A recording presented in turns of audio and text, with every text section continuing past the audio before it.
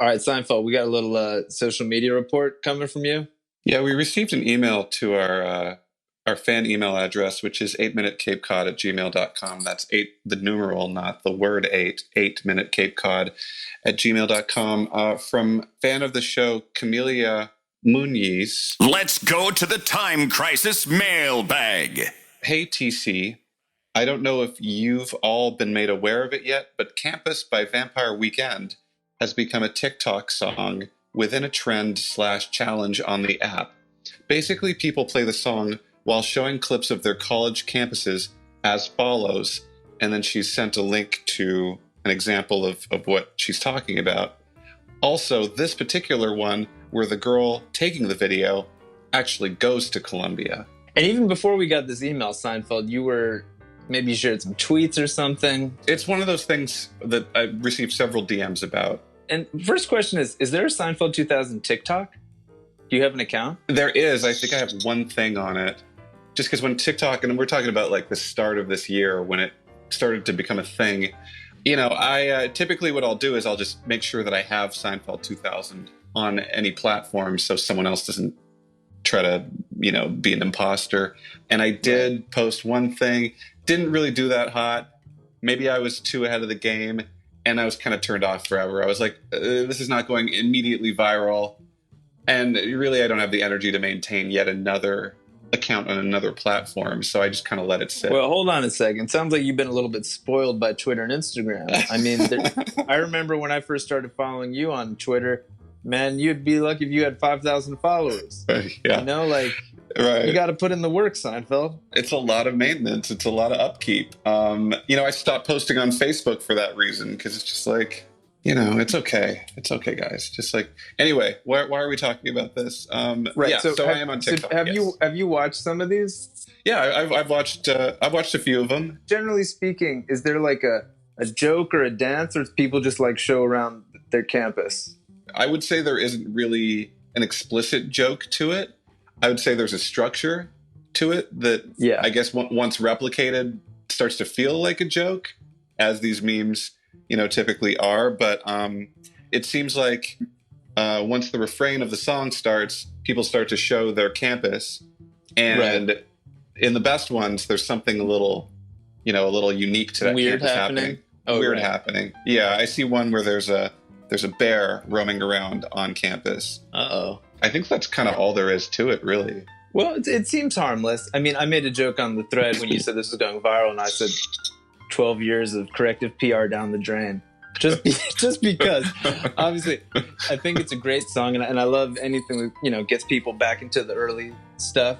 The only thing, though, is that, and I think within the song Campus, there's some complexity, because that originally started with a demo Rostam made, and I think that might be the only Vampire Weekend song that lyrically didn't start with my words or ideas. So I added a few things here and there to the song, and I think we came together to give it something. And the parts that I added, as I recall, were like, I added the cruel professor part, because I just wanted to make sure that it had a little bit of I don't know what to say, not darkness, but just like a little bit of like uneasiness. And I wrote the line about the person who spilled kefir on their kefia, because that was an era which definitely would not happen in 2020, but where a lot of non-Palestinian left-leaning activist types would wear the traditional Palestinian scarf. I think sometimes as a show of solidarity with the Palestinian struggle, but it also very quickly became just like this kind of fashion-y thing, and kind of made me think of like some of the empty posturing that you occasionally encounter on a college campus. So it was always important to me, and I think to everybody in the band, that because Vampire Weekend in the early days came across so strongly with our semi-satirical Ivy League preppy thing, it was important that within the songs, especially a song called Campus, that there were like a few elements, and I think the way everybody plays on it, giving it this kind of more jagged punk feel than the way Rustin originally had it mocked up with strings. I think all that stuff kind of combined that to fit a tone, similar to like the Oxford commas in these songs that are a little bit about grappling with elitism. So anyway, that's all to say that because in the early days, people came so hard for us as being like, are you guys just some like stuck up rich kids and your music is literally just about showing off that you went to an Ivy League school? I gotta say, when you first told me about the challenge, you know, it triggers some old trauma where I'm just like, is this literally just people showing off their campuses? And look, I'm sure there's all sorts of different schools, but I would just hope that within the trend, there's a little bit of if it's truly in the Vampire Weekend spirit, you know, I hope there's a little bit of satire. But at the same time, once you make music and you release a song, that it's in the hands of the world now. Ezra, how did it strike you that, you know, I feel like there's so many record labels, music marketing people, artists trying to force their way into the mainstream through the TikTok platform as a means of generating the next Old Town Road or what have you. And you've just sort of like organically had some old material just sort of naturally become part of the fabric of this platform. Like, I think when we first talked about TikTok on the show, I got a DM or two where somebody said that A-Punk once had a little moment on TikTok. Maybe, but it was kind of before TikTok was quite so huge, so it couldn't have made the same impact as Campus. But so, like, you know, I'd heard about it, but look, outside of my own personal fears about people misinterpreting our first album, which I'll probably have for the rest of my life, I will say that anytime anything bubbles up with old music, I love it, because it's like there's only so much you can do in the moment to like promote your new music, right? Like, you know, we put out an album last year, and of course we went on tour, made, you know, all the things that you do.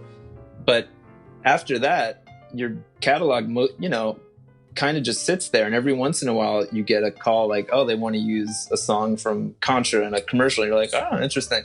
Or suddenly you'll get a nice note from somebody who's just listened to like Modern Vampires for the first time or something. But anyway, because as a musician, you got to be so focused on like the present and what comes next, it's always nice to get these little reminders that everything your band has ever done is still reaching new people.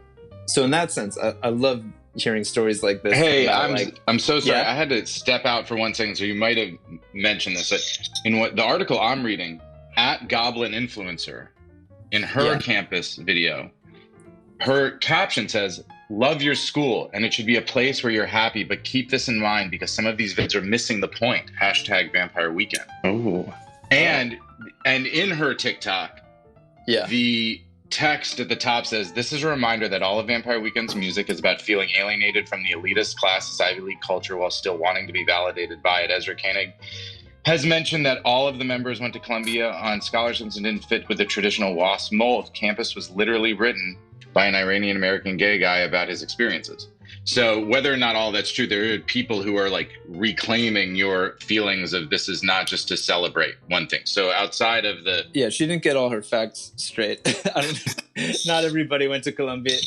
But I like the spirit of it. Well, one thing I've always said is I might have been the only member of the band who had any scholarship or student loans thing, but everybody did come from different backgrounds, and I think I think the other part of it is true, that not everybody fit the kind of WASP mold. And I think it's important to recognize the extent to which many, many people do feel, I would imagine at a school like Columbia, if you really said, what percentage of people here feel like they 100% fit into the history of these old Ivy League schools?